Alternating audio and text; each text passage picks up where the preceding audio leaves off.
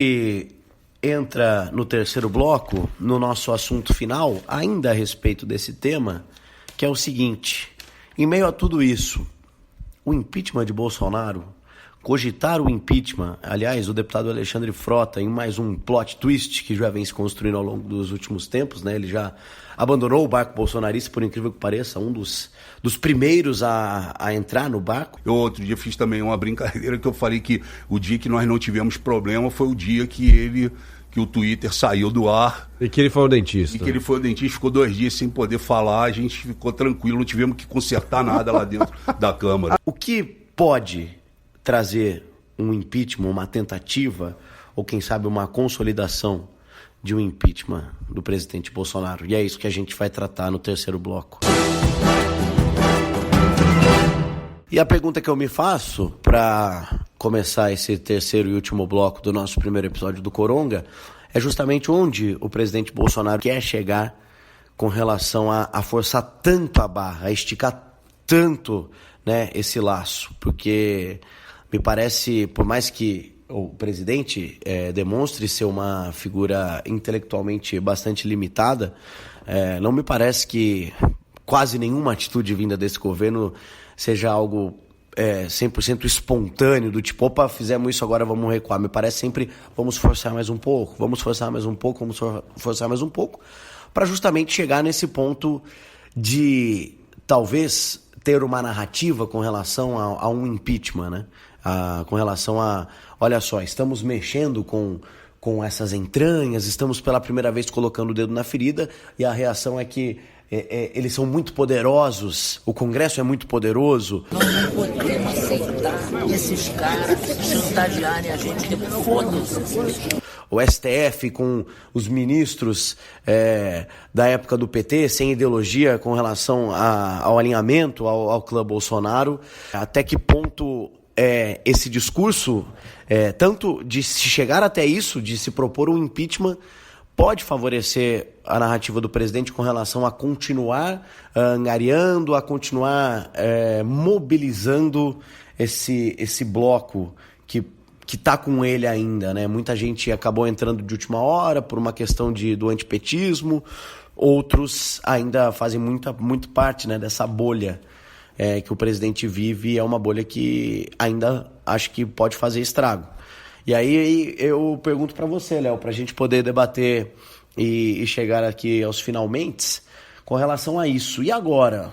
O que fazer? O crime de responsabilidade está aí. Me parece até mais claro que um crime de pedalada fiscal, né? Que acabou derrubando a presidenta Dilma Rousseff. Nós queremos servir a uma cobra! O Brasil não é a República da Cobra! O que fazer? Não é melhor, na minha visão, eu já vou fazer uma pergunta opinando.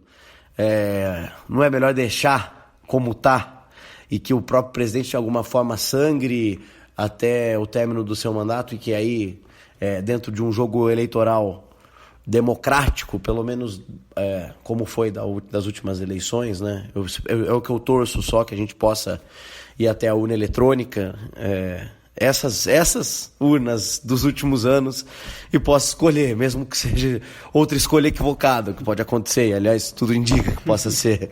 O que a gente faz, Léo?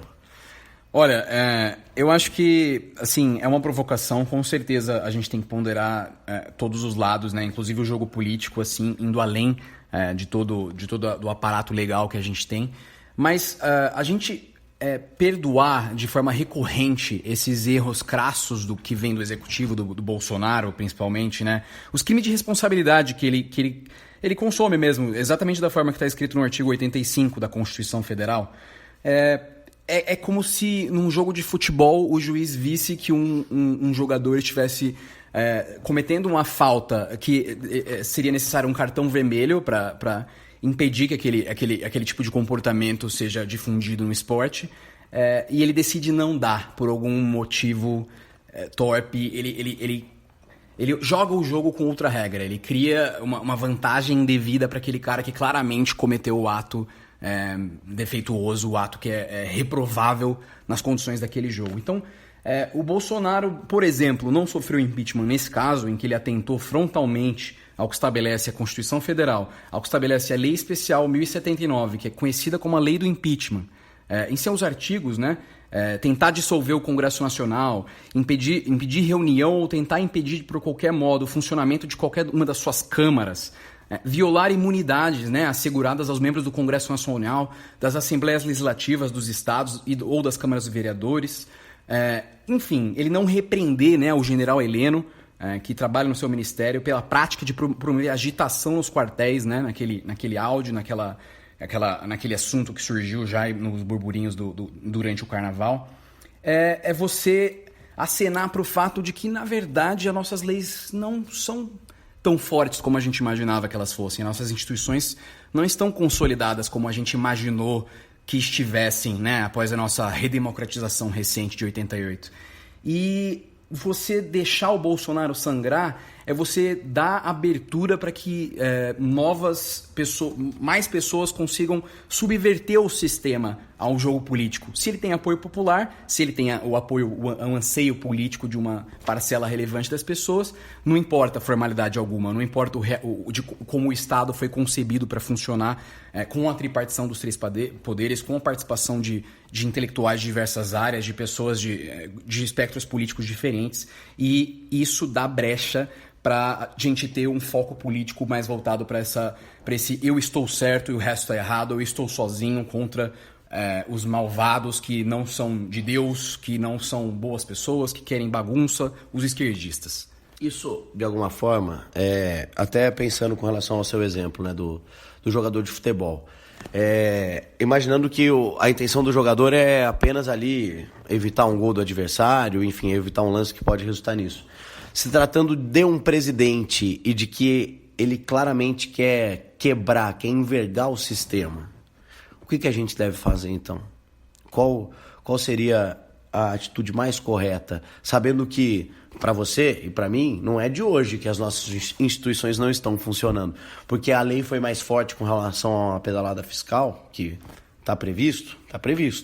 Mas e agora? E aí não serve, mas... vamos usar, não compensa usar, parece ser muito, muito flexível, né? Justamente assim, o tal do 2 pesos e 2 medidas, mas ao mesmo tempo, eu, particularmente, não sou o primeiro a falar impeachment do Bolsonaro, sabendo quem está do outro lado. Nós não estamos falando de um jogador de futebol comum do outro time, talvez estamos falando de alguém que o tempo todo está ali à margem. Esse é plenamente coerente o seu pensamento, porque a gente não sabe o que vai acontecer, né? Se acontecendo um impeachment, que é o que, na minha visão, deveria sim acontecer, por esse fato, né, pelas regras do jogo serem essas, e para ninguém se sentir poderoso o suficiente para subverter as nossas regras, a gente tem que prever politicamente qual vai ser o resultado disso, né? Ele sendo impeachado antes de completar 2 anos, a gente vai ter novas eleições e quem vão ser as figuras que serão eleitas, né, num Brasil com esse clima já extremamente polarizado. Ele vai largar a cadeira? Ele vai largar a cadeira? Ao que tudo indica, não.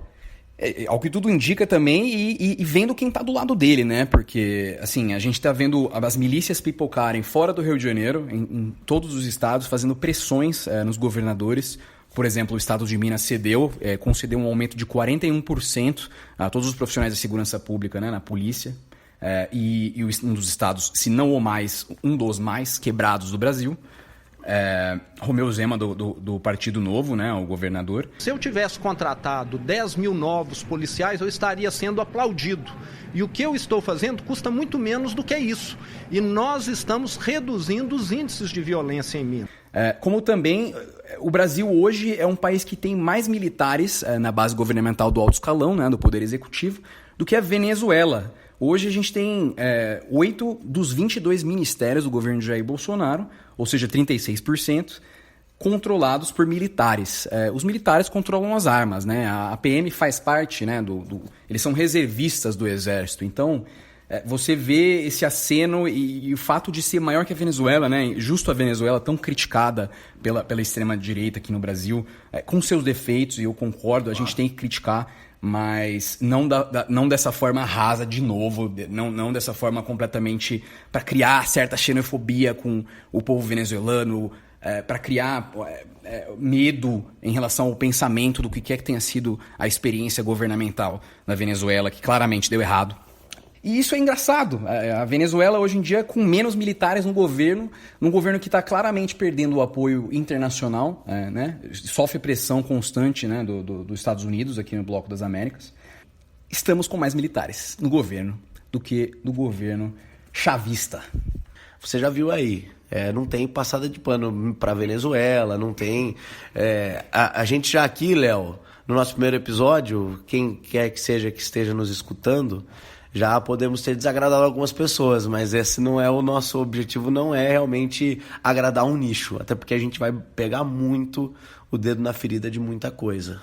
Eu particularmente estou assim, me sentindo pela primeira vez apto a criticar as coisas da forma que eu sempre pensei por conta própria. E agora dando voz, né, para pessoas que estão fora do meu ciclo social, para pessoas que também gostam do bom debate, e eu me provoco em relação a tudo. Também eu não acredito em pessoas salvadores da pátria, não acredito em uma ideologia una e perfeita e pura que não possa ser provocada para melhorar, para ser desconstruída em prol de algo novo, de algo melhor. Inclusive, sinto muita falta de inovação política, de uma tentativa de desconstruir o que a gente tem estabelecido como verdade social e política, que é muito baseada fortemente ainda em princípios do século XIX, 1800 e pouco. A tecnologia está crescendo tanto que está mudando a dinâmica social, está mudando a forma que as pessoas se relacionam e as nossas instituições não estão acompanhando. Pelo contrário, né? Esse crescente autoritarismo no mundo inteiro, esse clima estranho entre os países, entre as pessoas, tá demonstrando um cansaço, né, em relação ao todo do mundo, e isso se reflete na arte, isso se reflete no esporte, isso se reflete nas relações das pessoas dentro dos diversos países, né? Inclusive é aquela brincadeira que o diretor do Parasita, né, o que ganhou o melhor filme, ele diz que ele foi perguntado, né, sobre como as pessoas do mundo inteiro se identificaram com a história do filme. E ele responde que basicamente as pessoas se identificaram porque na realidade a gente está vivendo em um país só chamado capitalismo, né? E isso para mim é impressionante, mostra que realmente a gente tem muita coisa a pensar, a discutir para que a gente consiga tá sempre à frente, não sendo controlado por um discurso que talvez não seja sedutor para que a gente pertença em determinado grupo, para que a gente se sinta confortável com as nossas verdades, né? A nossa ideia aqui é discutir com vocês que não existe uma verdade absoluta, não existe nada absoluto. O Coronga é uma casa de ideias que são metamorfoses, igual a sociedade humana, as coisas mudam e a gente está aqui para evoluir junto com vocês. E esse é só o primeiro episódio de muitos que vem por aí, toda quinta-feira, toda segunda-feira. É isso? É isso. Começamos numa quinta, né? Mas então, toda segunda e toda quinta. Mas começamos numa quinta pós-carnaval. E você, por favor, né, nos siga aí, nos acompanhe pelas suas plataformas, onde quer que você esteja escutando o Coronga, Spotify, Deezer, Google, enfim, todos os outros, no Twitter também. Vocês podem seguir a gente no Instagram, CorongaCast, e no Twitter também, o mesmo nome, @CorongaCast. CorongaCast é o nosso nome nas redes sociais, Twitter e Instagram, onde vocês vão nos encontrar. O meu Instagram particular é @Paulo do Vale, o meu Twitter é @DoValePaulo e o do Léo. @LeoPaliano23 nos dois. Fiquem com a gente, indiquem para os amigos, discutam, debatam ideias e vamos juntos.